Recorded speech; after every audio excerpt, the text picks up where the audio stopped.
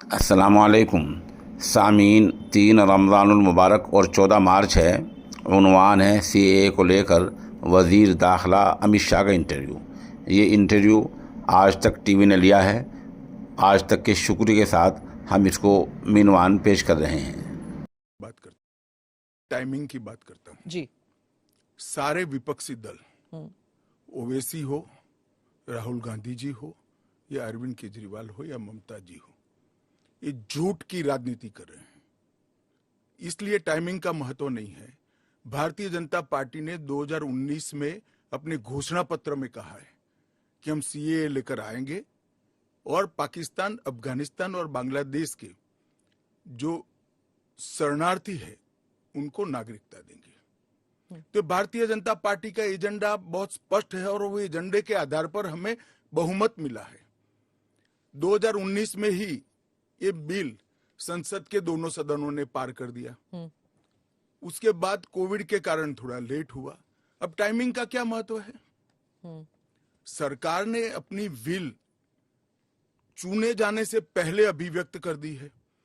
चुनने के बाद फर्स्ट प्रायोरिटी में पहले ही साल में दोनों सदनों से इस कानून को मान्यता मिल गई है। रूल्स फॉर्मेलिटी है। अब टाइमिंग का या पॉलिटिकल गेन या लॉस का सवाल नहीं है। अब विपक्ष तुष्टीकरण की राजनीति कर कर, एपीसमेंट की पॉलिटिक्स कर कर वोट बैंक को कंसोलिडेट करना चाहता है। मैं उनको विनती करना चाहता हूं कि आप एक्सपोज हो चुके हो, ये मत करिए। पूरे देश की जनता जानती है कि सीएए इस देश का कानून है और ये 4 साल में मैं कम से कम 41 बार बोला हूं कि ये होगा, चुनाव के पहले होगा।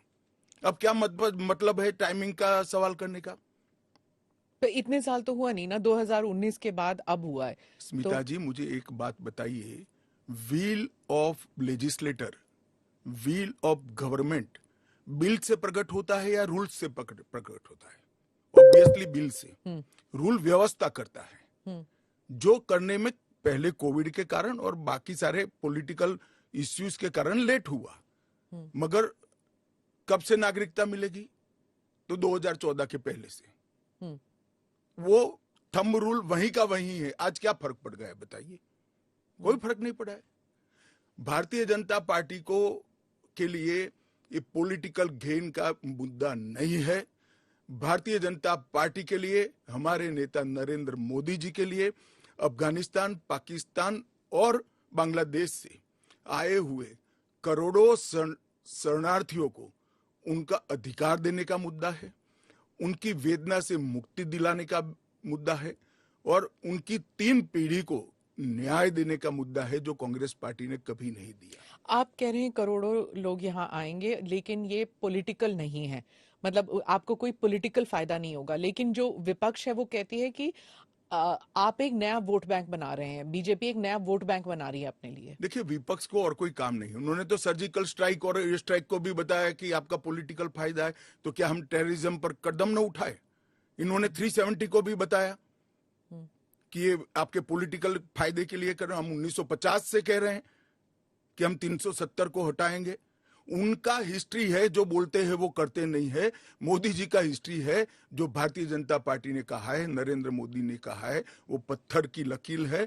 मोदी की हर गारंटी पूरी होनी है। 2019 में आपने एएनआई को इंटरव्यू में कहा था कि जो हिंसा हुई थी उस वक्त, सीए के कारण जो हिंसा हुई थी उस वक्त आपने कहा था एक डिसइंफॉर्मेशन कैंपेन है और वो आप दूर नहीं कर पाए उस डिसइंफॉर्मेशन को, मिस इन्फॉर्मेशन, डिसइंफॉर्मेशन जो भी।